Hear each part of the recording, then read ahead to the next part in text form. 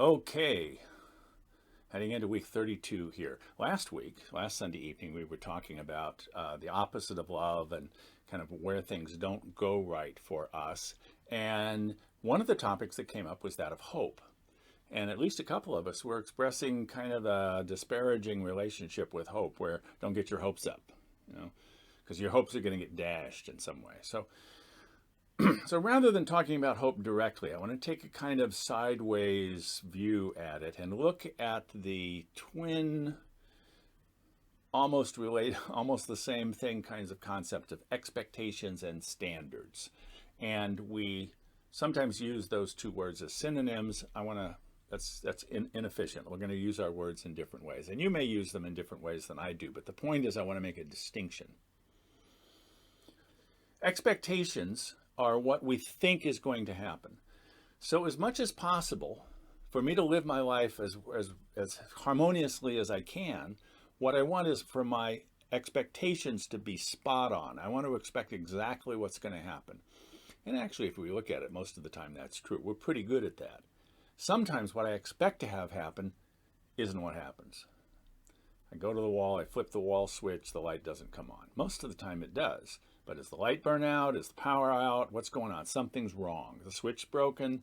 Something's wrong. It will, when my expectations are not met, it will draw my attention to what's happening or not happening, and then I'm going to want to work on fixing it.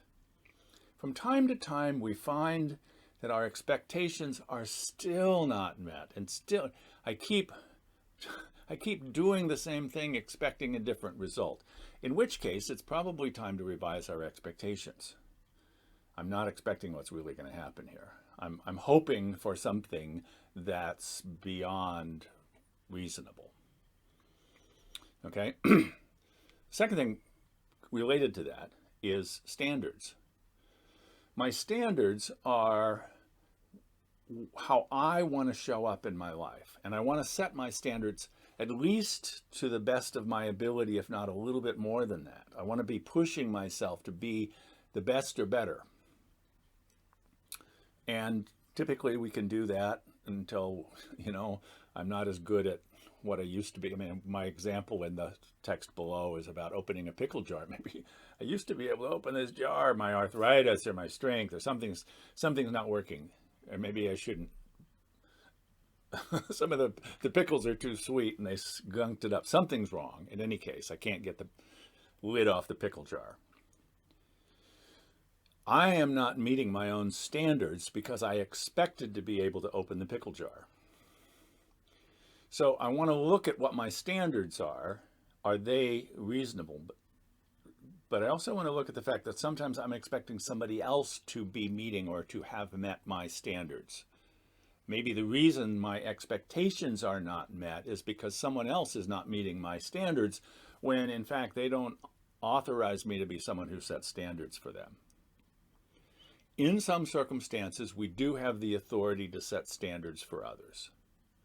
No, your room is not clean, I say to my 7-year-old daughter, when you've got still stuff laying around. That doesn't meet my standards, right? So in some cases, I do have a right to set other people's standards. I don't have a right to set my spouse's standards, right? She's got her own standards. And if I expect that I do, then I'm in for marital discord, right? So, expectations are what is most likely to happen. Standards is what I expect of myself. Sometimes they get clouded up in the same event. I was talking to a guy this morning who was up at midnight last night because his infant son was sick, and he didn't know how sick. He was looking to find the thermometer. He found the thermometer, but it didn't work because of the 9-volt battery in it. Somebody pillaged that to use for something else. And so he's really frustrated, and he expected to be able to use the thermometer. And his standard is that you don't take the 9-volt out of the thermometer because you're not going to be able. It's worthless. At least that kind of thermometer is. So he and his wife are going to have a conversation today about what their standards are with regard to certain tools that they will need to deal with a sick child in the middle of the night. So sometimes we set collective standards. Sometimes our expectations are off base. In either case, what results is that we end up feeling troubled, frustrated, in discord, disarray. My invitation for you for this week is to pay attention to where those rubs are. Where do you feel frustrated?